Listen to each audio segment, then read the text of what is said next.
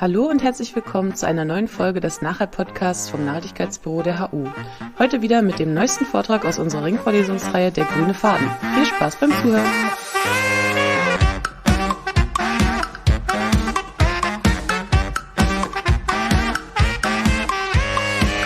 So thank you once again. I also want to thank your university, the department that accepted us to give this talk today.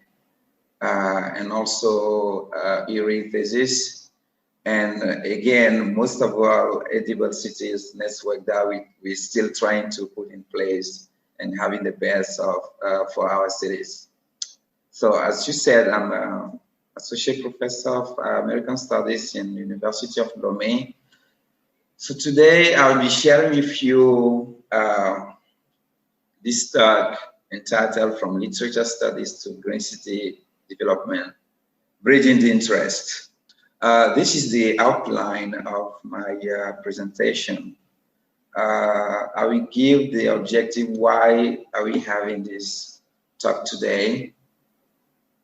After doing that, I will present Togo very little, but I will give the background that allow me to be at the same time in literature studies and at the same time in green city development.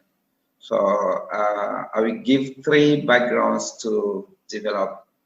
The first one is based on Togo being a German colony and having to develop the culture of cotton. And also talk about the second background to this. That is my field of research, which is American Studies. In American Studies, I will talk about the Southern agrarians movement that was developed in the 1920s and 1930s in the US.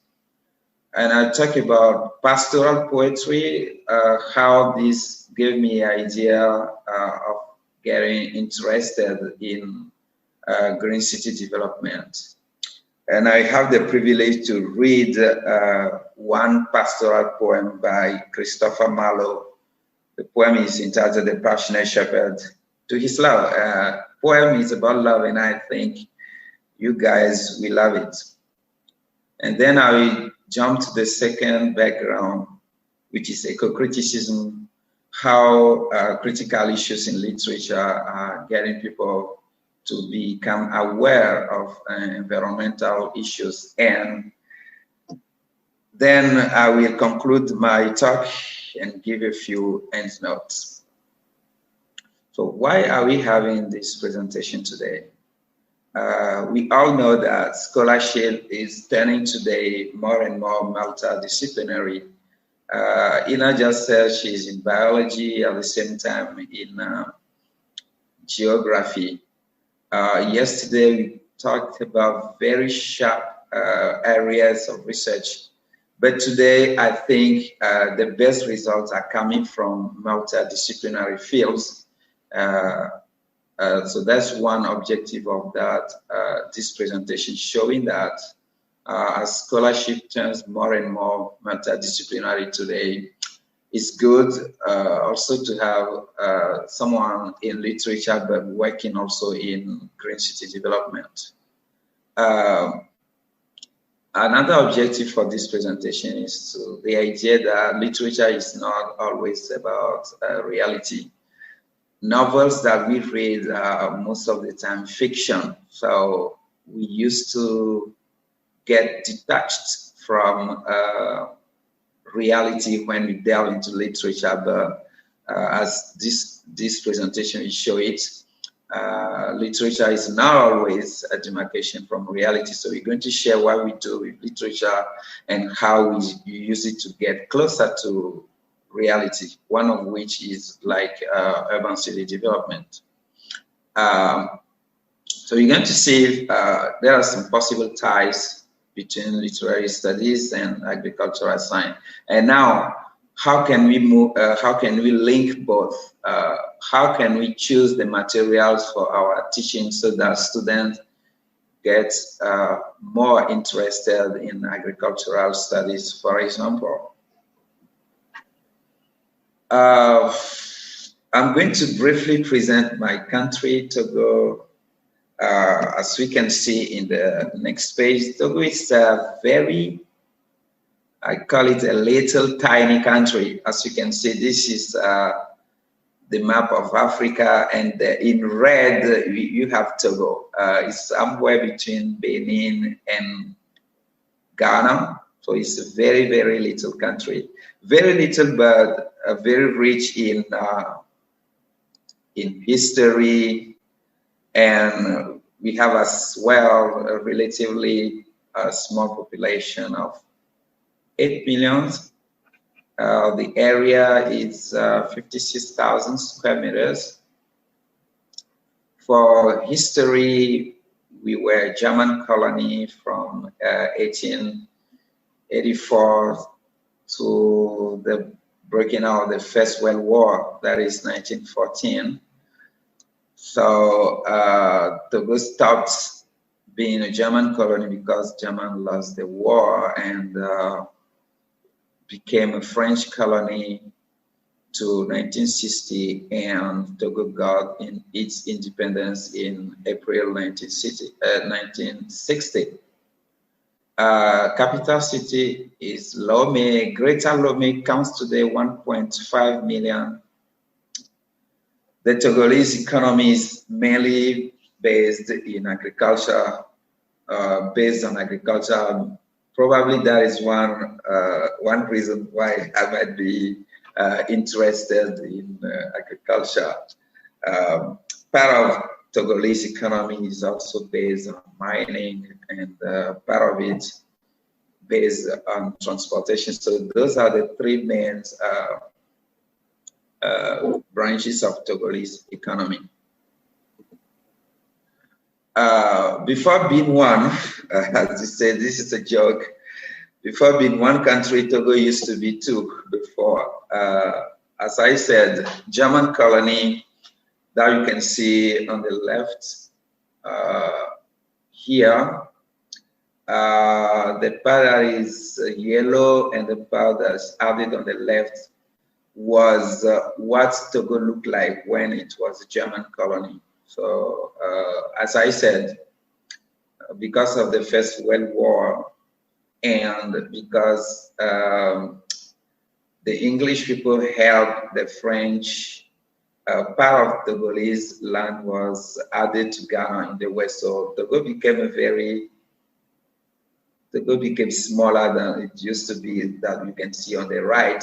So this is the present day Togo, smaller than what you can see in the left. So those are the two Togos.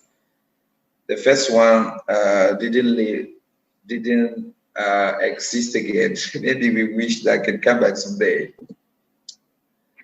Now, as I said, I give the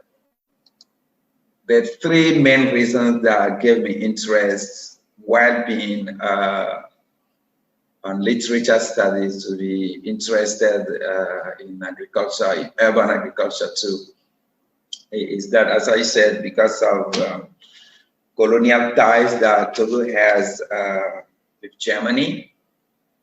And, European powers recognized Togo as German colony in 1885 after NachHall signed the first protectorate agreement with Mlapatri, is the chief of Togoville, a small town in southern Togo.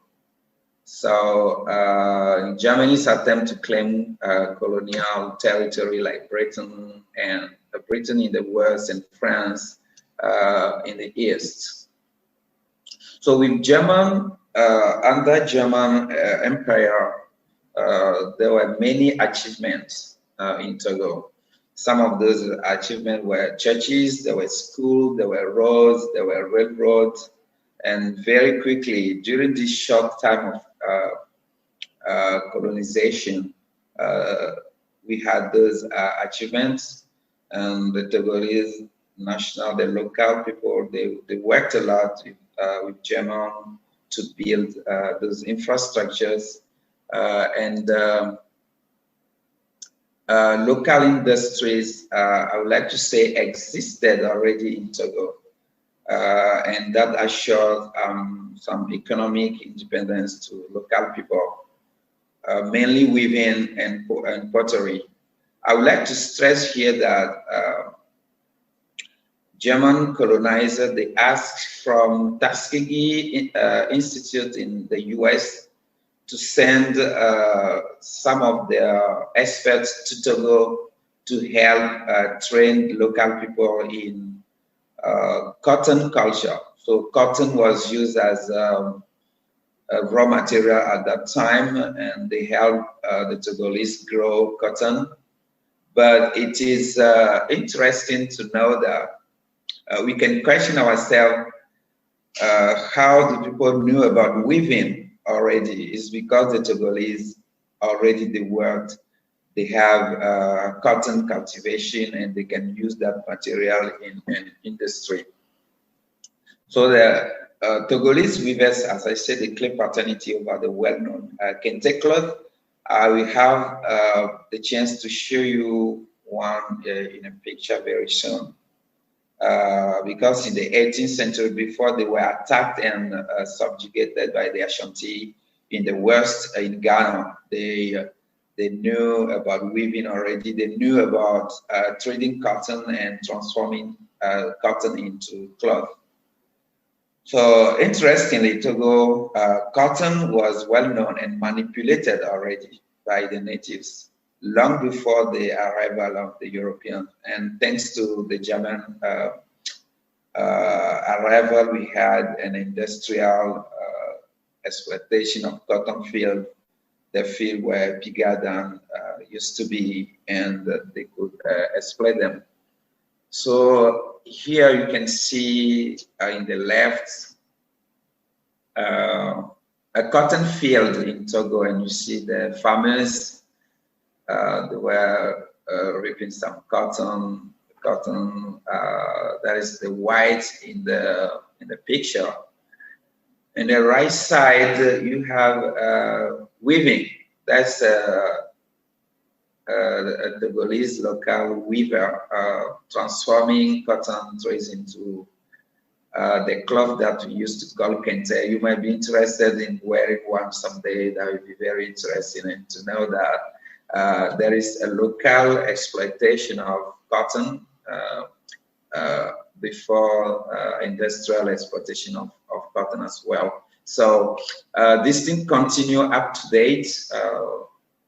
More people continue cultivating cotton, and more people are working as weavers, transforming the cotton into local clothes that people enjoy a lot. The second background I want to talk about is my background of American studies. In American studies, we cover a period known as Southern Agrarian that is very, very interesting, and which played a big role in my life, a big role in the choice of materials we used to read and to teach also.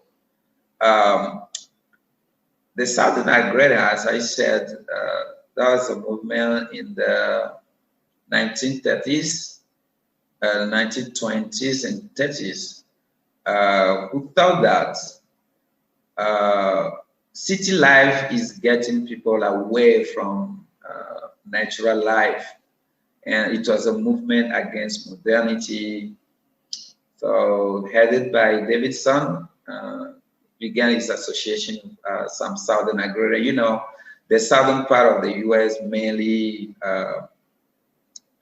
depended on agriculture, especially cotton culture. So they want people to get back to nature by getting closer to land instead of growing big cities and getting demarcated from rural life. So Davidson was chiefly responsible for this decision.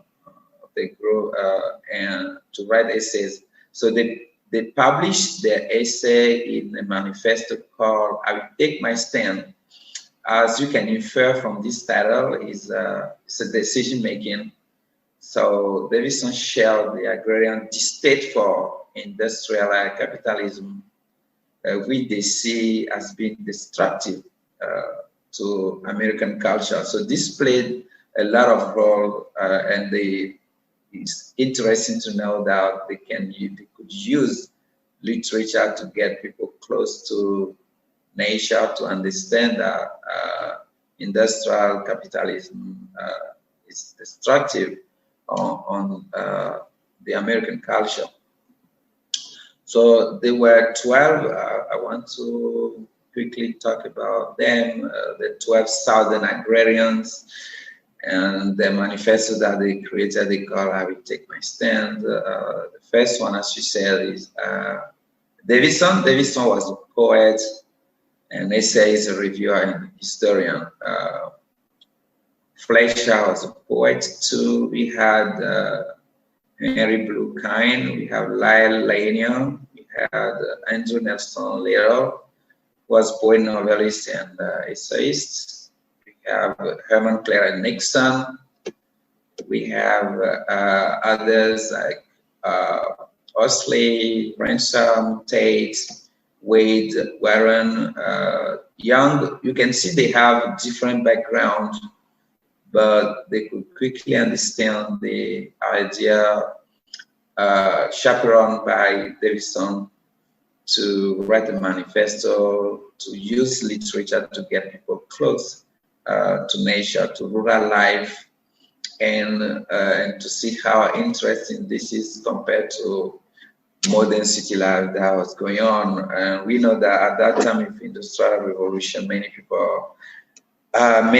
Americans moved to the north, to bigger cities like Chicago and all, when we had the development of industries.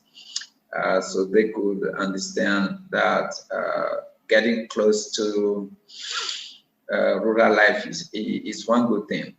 As a result, you can see in many cities in the US, they planted trees along roads, and they have very vast gardens that people visit very often. One aspect also of American study that can get people close to nature is what we call pastoral poetry. Pastoral poetry did not originate in the US, but in Europe.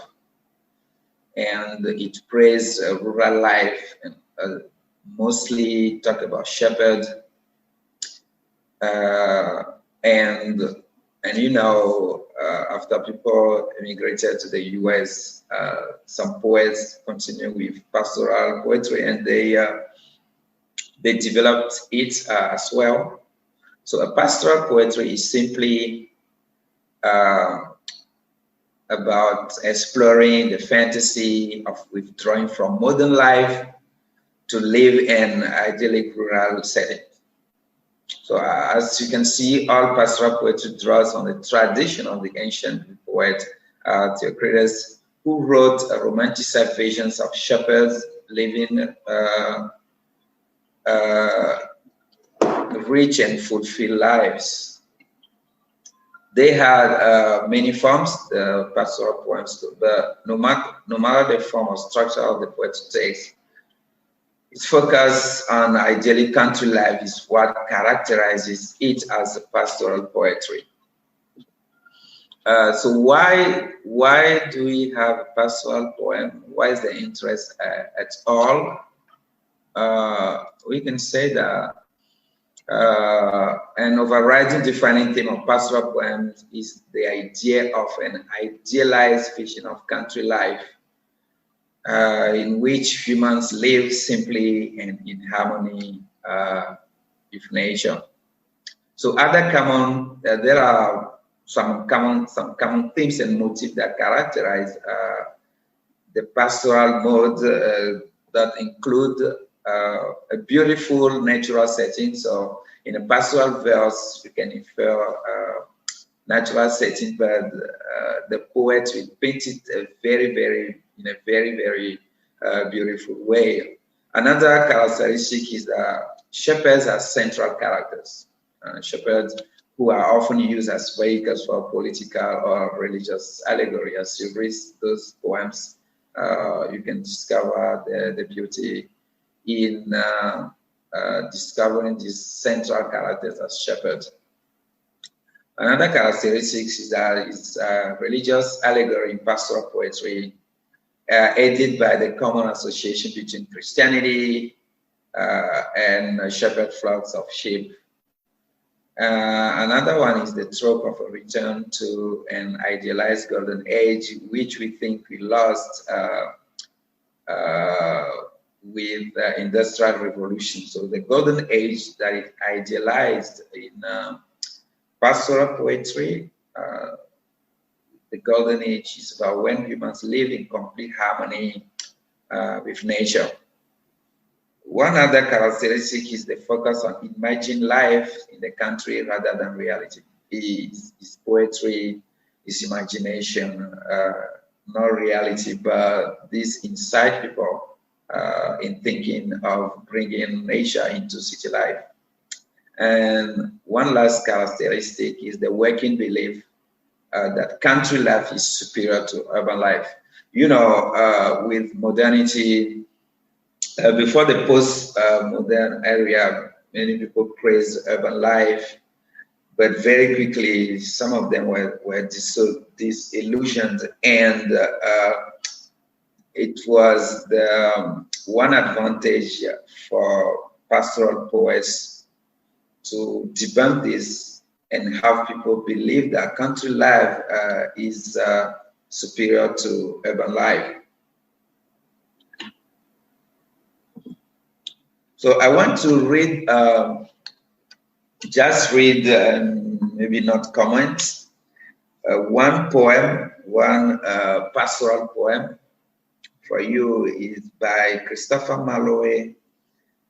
It's called The Passionate Shepherd to His Love. And as I said, I chose it. It's central theme of love that I know many people love love, so you listen, I read it for you, you might appreciate later. And if you want to read it later, you just can have it on Google, The Passionate Shepherd to His Love. So here it goes. Come live with me and be my love, and we will all the pleasures prove, that valleys, groves, hills, and fields, woods or steepy mountain yields. And we will sit upon the rocks, seeing the shepherds feed their flocks by shallow rivers to whose falls melodious birds sing madrigals. And I make the beds of roses and 1,000 fragrant posies, a cup of flowers and a kettle, embroidered olive leaves of myrrh, a gown made of the finest wool, which from our pretty lands we pour, fair-lined slippers for the cold, with buckles of the purest gold, a belt of straw and ivy birds with coral clasps and amber stud. And if these pleasures made thee move, come live with me and be my love.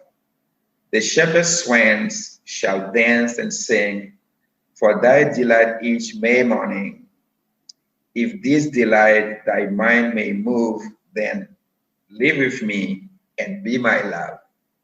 So I think this is an interesting pastoral poem. It highlights many things that you find only in country life, where like valleys, the rocks, the shepherd, the swan, etc. So by having your students read poems like this and comment them, it takes them, even if it's in an imaginative way, to get closer to country life. So this is one thing we do to get people close to country life. Another background I want to talk about is the third one, which is eco-criticism. Eco-criticism, as you say, is one school of thought we use in literature, like formalism, like deconstruction, like postmodernism, schools of thought that we use in order to interpret text. But today there's growing interest in eco-criticism that we still use in literature. So eco-criticism is simply the study of literature and the environment from an interdisciplinary point of view, where literature scholars analyze texts that illustrate environmental concerns and examine the various ways literature treats the subject of nature. Yeah.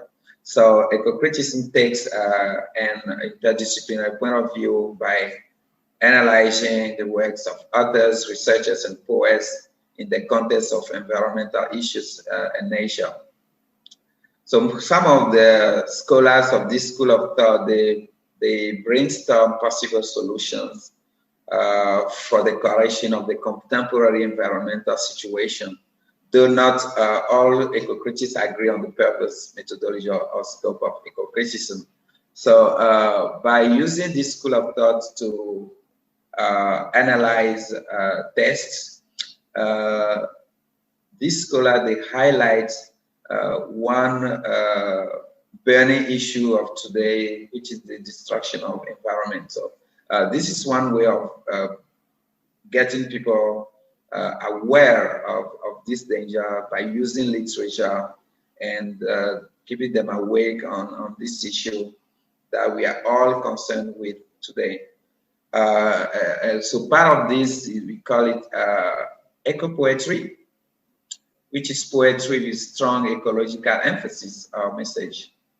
So many poets, poems, and books of poems have expressed ecological concern now, bringing ecology at the center of literature, of poetry. But only recently have the term eco-poetry been used. You can know that. So those eco-poetry is not something that we are used to. But today, it has come to the center of literature, of poetry, and it's now a subgenre. There's now a subgenre of eco-poetry. So I'd like to highlight two scholars of eco-criticism. One is Ursula Heiser. Ursula Heiser's interesting text on greening English. You might find that and read necessarily. You might be very interested in reading Heiser's greening English. Their entitled Greening English: Recent Introduction to Eco-Criticism. You might find it and read it. That would be very, very interesting. And this book by Lawrence Buell, entitled The Environmental Imagination, also available in Harvard University Press. You might read all this literature. As I said, brings people to become aware of issues of environment. So those three backgrounds, as I said, are mixed up. What made me today not see myself separately in literature and separately in ecology, and not even thinking that this one is my field or not. But I want to say that those are the three basics that I use with my training to be at the same time as professor of literature, and at the same time getting engaged in green city development. Is it possible for me to say I conclude? I'm not sure, but I have to say a few words to conclude, because I have to finally. So I will say that from literature studies to green city development, there's just one step, and that step is the interest. The step you need to take from one side to the other is the interest. And that interest in me in literature and at the same time in agriculture has become a bridge so solid that going from one area to the other is no longer difficult for me. And I want to say that, interestingly, literature serves agricultural science, just as agricultural science serves literature. We use literature to get people interested in agriculture, just as agriculture provides the materials that we use to write literature, to read literature, and to teach literature. So now, as we encourage students and other colleagues to continue reading, because reading can be used to foster consciousness about environmental issues. And for us lecturers, there should be very careful choice of materials, because, okay, as we want learners to be more interested in politics, we'll choose to read books about politics. So at the same time, if we choose materials that talk about environment, protection of environment, and students read them, we think that this contributes a lot in growing interest in them and getting close to nature, and not having to destroy nature, because literature has helped them fully know that by destroying nature, you destroy yourself. So I want to finish with a few end notes. This is those two are pictures of the city of Lome. Beautiful here. You can see some green gardens, and we want to develop them more. In the left side, you know that we have the blessing of at the right side, you can see we have blessing of Atlantic Oceans, along which some people grow gardens of vegetables to feed their families with. And that's a growing activity in Lome. People are interested in doing that. At University of Lome, we have 3 excellence centers. One of them is in avian culture, but some of them also in agriculture. You can see students here who hold trees to plant. There is on campus we have students association. I talk about GEVES,